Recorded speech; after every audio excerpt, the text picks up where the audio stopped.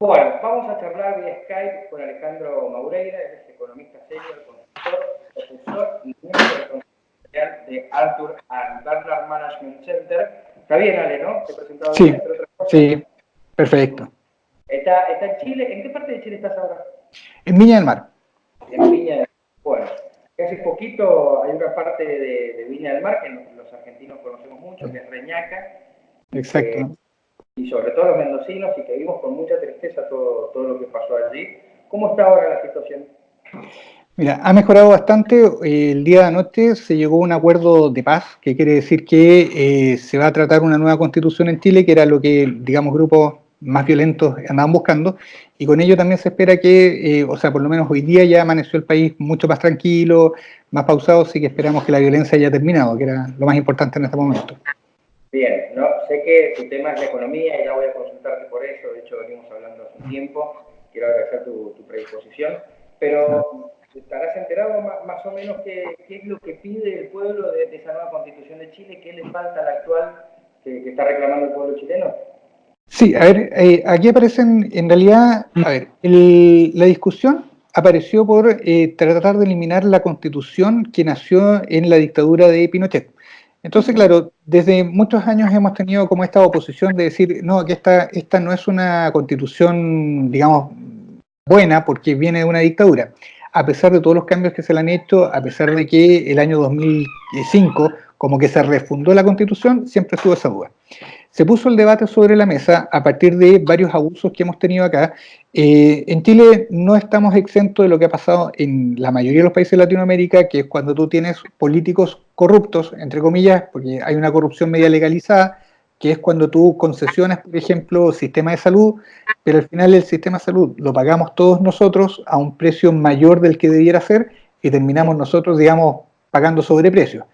A partir de todos estos abusos, la verdad que salta todo esto y muchos dicen que esto tenía que ver con una nueva constitución. Se pone el debate sobre la mesa y la verdad que cuando uno empieza a revisar la constitución en detalle y todos los cambios, porque no hay ningún ciudadano que le haga el seguimiento a todos los cambios que se le hacen a la constitución o a capítulos en particular, te das cuenta que efectivamente necesitamos una nueva constitución. Ahora también esta nueva constitución obedece a nuevos tiempos. Hoy día la gente pide más democracia y menos república. Y ahí es donde tenemos, digamos, esta diferencia, que es, de alguna forma, como lo veo de un punto de vista mucho más amplio, yo estoy viendo que esto es casi el fin de la república para dar paso a un país mucho más democrático. Bien, bueno, lo que parece ser un cambio positivo. Ale, ahora ya sí, relaciono esto con tu tema.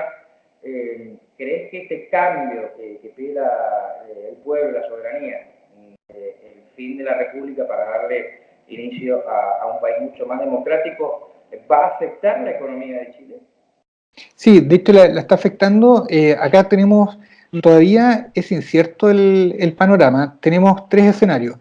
El peor escenario es que la violencia vuelva a tomar la agenda y en cuyo caso nos podríamos enfrentar a una recesión, hablando en abril del próximo año. Digamos, en un caso base, que es el que estamos ahora, que es, se instala, digamos, toda esta discusión de una nueva constitución, que también hay riesgos, por ejemplo, de la Asamblea Constituyente, que algunos no queremos. Yo soy parte de los que no está de acuerdo con ella, pero sí quiero cambios en la Constitución. Entonces, dependiendo cómo avance el debate sin violencia, podríamos estar creciendo, por ejemplo, dentro del 2% el próximo año, y podría haber una solución mucho más rápida a todo este tema, y en cuyo caso retomaríamos digamos, un crecimiento sobre el 3%. Pero hoy día el escenario que se maneja es mantener todo y empezar a crecer más o menos al 2% para el próximo año. Bien, te voy a pedir, sé que sos profesor, así que te voy a pedir que imagines que esto es un curso en el que tenés alumnos de casi primer grado, aquí en la Argentina sería empezando la primaria. Yo te hago la siguiente pregunta. Cuando charlamos en la previa me dijiste que los últimos 12 meses Chile tenía un acumulado inflacionario del 2,5%. Que vos sabrás que para la Argentina eso es nada, no alcanza a ser ni la inflación mensual. ¿Por qué en Chile se produce una explosión social por un aumento de la tarifa, que me parece que es lo que rebalsa el vaso, y aquí no? ¿Cuáles son los factores? El factor dominante en esto es que nuestro Banco Central, que es el que maneja la inflación, Es autónomo. O sea, en otras palabras, el Banco Central de Chile no está manejado por la política. Ah, Si bien, exacto, los políticos, o sea, el presidente dice, mire, yo quiero a este de presidente del Banco Central, pero este es ratificado por el Congreso. Y al mismo tiempo dura periodos que sobrepasan a las presidencias. Entonces, la autonomía del Banco Central, que tiene un puro objetivo, el objetivo que se le dio al Banco Central de Chile es manejar la inflación. Entonces, si tú eres presidente del Banco Central de Chile, primero que nada, no tienes manejo político. Segundo, también en tu autonomía no te interesa, entre comillas, la política. Y tu objetivo, por el cual tú estás en ese cargo, es que nuestra inflación tiene que estar entre 2,5 y 3,5%. Y tienes herramientas para tomar las medidas que tienes que hacer. Entonces, a partir de ello, como el Banco Central tiene esta autonomía, lo que hace también el Banco Central es, si aumenta la inflación, toma medidas. Si esas medidas afectan el empleo todo, dice, a mí no me importa porque ese no es mi problema. Ese es el problema del ministro de Economía, que acá le llamamos ministro de Hacienda. Ese lo tiene que ver él. Entonces, con eso tenemos este poder, entre comillas, que es el Banco Central, que se dedica solamente a manejar la inflación y no está preocupado de cuáles son los efectos que podría tener. bien. Otra consulta que surge del sentido común, en los últimos años en la región hemos visto a Chile como un ejemplo a seguir desde el punto de vista económico. Claramente vos estarás al tanto de eso. Ahora, por otro lado, la grieta es cada vez mayor entre los de poder adquisitivo alto y los de menor poder adquisitivo. ¿Qué sucedió ahí? ¿Falló la teoría del derrame? ¿El derrame nunca llegó? Sí, acá hay como tres cifras que son las que vale la pena mencionar. La primera de ellas es que la apertura comercial de Chile permitió una caída sostenida de la pobreza y haber pasado de una pobreza del 40% en la década del 90 al 10% hoy día, que eso es bastante importante. Segundo que también, exacto, segundo lo otro es que en cuanto a inequidad entre el que gana más y el que gana menos, estamos mal, pero no tan mal como se nos hace ver. Ahora, el problema, exacto, o sea, en otras palabras, estamos en el promedio de los países latinoamericanos. Pero también la diferencia es que durante muchos años en Chile empezó a haber este abuso por parte de leyes que le permiten, por ejemplo, acá nosotros estamos obligados a pagar por salud.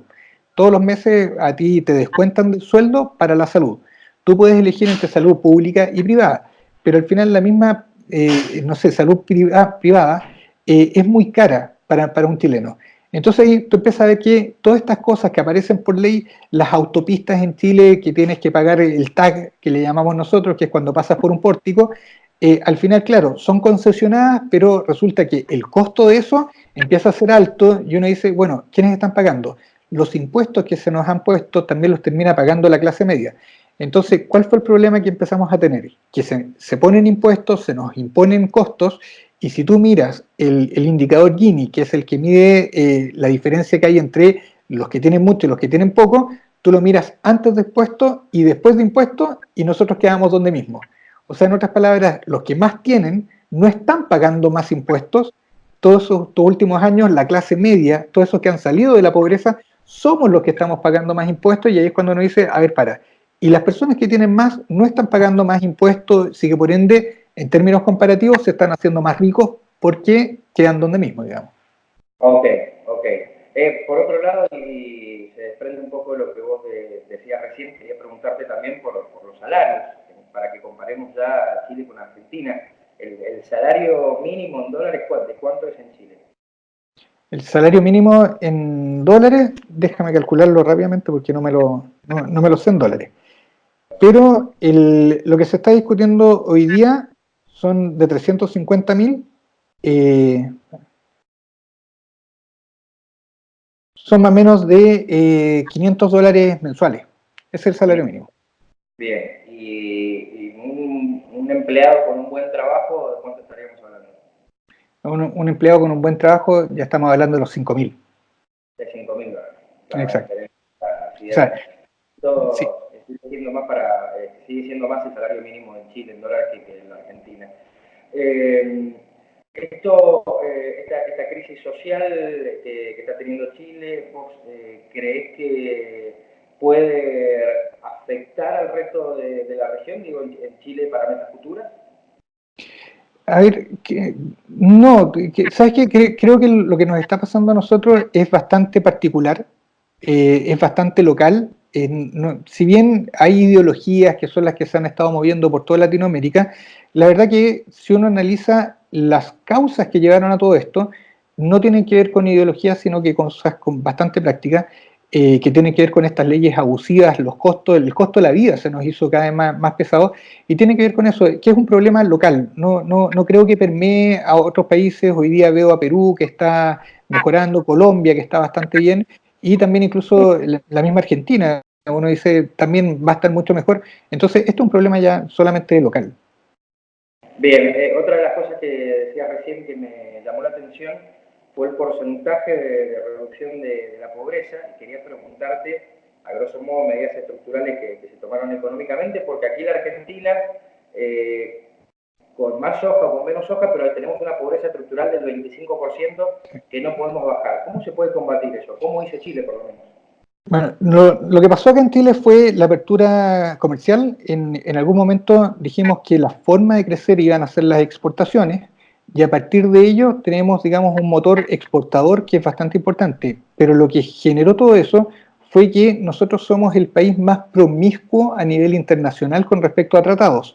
De hecho, por ejemplo, si uno mira lo que hace cualquier país, y Argentina lo hace de esta forma, se juntan un bloque, por ejemplo, crean el Mercosur, y después viene el Mercosur y negocia con otro bloque que es la Unión Europea. Entonces, de esa forma, claro, tiene una negociación por bloque, pero al mismo tiempo limita, porque cualquier otra negociación tiene que estar aprobada por el bloque, etcétera. ¿Qué es lo que hicimos nosotros? Nosotros simplemente corremos por colores propios y tenemos tratados internacionales con Argentina, con Perú, con Bolivia, con China, con Japón. Entonces, claro, nosotros... Individuales sin tener que moverse en bloque. Exacto, y eso mismo, y al mismo tiempo reconocemos lo siguiente: como nosotros somos una economía pequeña, por ejemplo, nosotros hacemos, no sé, un acuerdo con China, y resulta que a nosotros se nos abre un mercado de millones, de miles y millones de habitantes. A los chinos se les abre un mercado porquería de 17 millones de habitantes, pues eso somos en Chile, somos muy poquitos. Entonces, más encima, no es muy atractivo para los chinos, pero para nosotros es increíblemente atractivo. Entonces, esa ha sido como nuestra fórmula, que es la apertura internacional, lo que nos llevó a ello. Bien, recién dijiste al pasar que se preveía que la Argentina esté mejor. ¿Qué te hace pensar en eso? Y te pregunto qué soluciones ven desde un país con crecimiento económico como son ustedes que podría tomar la Argentina. La cifra o sea, o por lo menos las cifras que voy a dar no son las mejores, pero sí dan señales de un buen futuro. Hasta hace unos meses atrás, descontando, digamos, las peleas que tienen con el Fondo Monetario Internacional, la revalorización de la deuda, Argentina había llegado a un punto en que tenían mucha inflación, pero al mismo tiempo lograban crecer, aunque sea poco, pero lograban crecer. Cuando, claro, cuando yo tengo ese escenario donde tengo crecimiento y con inflación, es un punto donde yo digo, de acá no podemos bajar. O sea, en este momento, me vas a perdonar porque en realidad que el análisis es como medio cruel, es como decir, Argentina ya no puede estar peor, y como no puede estar peor, eventualmente lo único que le queda es mejorar. Entonces, cuando uno toca fondo no se puede bajar más. exacto, y esta cifra de crecimiento con alta inflación es un indicador de decir, ¿sabes qué? Hasta acá nomás llegamos. A nosotros nos pasó, por ejemplo, cuando hemos tenido terremotos, el terremoto del 2010, tuvimos esto, claro, el país se nos vino abajo, a fondo, pero al mismo tiempo uno dice, bueno, ¿y aquí qué es lo que pasa? Empezamos a tener crecimiento con una alta inflación. Quiere decir que de aquí en adelante nos queda solamente subir, sí que por ende ustedes ya llegaron a ese punto, sí que creo que peor de lo que están ahora no pueden estar, aunque ya a los políticos siempre tienen esa capacidad de superarse cuando uno cree que no. Bueno, sí, y está claro. ¿Qué perspectivas ves para la región, Alejandro? ¿Perdón? ¿Qué perspectivas tenés para la región? Exacto, desde el punto de vista económico, a ver, esto es bastante dispar. Veo que Colombia, por ejemplo, Colombia va bastante bien en Arthur and Bernard, siempre estamos monitoreando las economías, y por ejemplo vemos que Colombia es un país que se volvió mucho más atractivo a pesar de lo que pasó en Chile. Hoy día tomó más relevancia. Perú también viene hace mucho tiempo mejorando. También Bolivia queda hoy día en una nebulosa por el tema de este cambio que están teniendo, etcétera. Bolivia es una economía que viene creciendo bastante bien, eso sí tiene un, entre comillas, que vale la pena siempre monitorear, que tienen un tipo de cambio fijo. Nosotros en Chile sabemos lo perjudicial y ustedes en Argentina saben lo perjudicial que es un tipo de cambio fijo, así que hay que revisar las reservas que tiene Bolivia para ver si pueden soportar eso y qué es lo que va a pasar. Bolivia queda en una nebulosa, en Chile de nuevo quedamos con esto. Todo depende de la violencia. Si la violencia no vuelve a las calles, vamos a estar creciendo poco, pero creciendo. Y también creo que Argentina tiene un buen futuro con respecto a esto, que ya no les queda más por bajar, sino que solamente viene a subir. Bien, Alejandro, no quiero robarte más minutos, estás en una reunión, tuviste la experiencia de atendernos, ha sido un verdadero placer conversar con vos No, aquí de Ciudadano, y bueno, a disposición. no, gracias a ti, Gabriel, perdón, disculpe, no, gracias a ti y no, cuando quieran, yo encantado. Un abrazo. Un abrazo.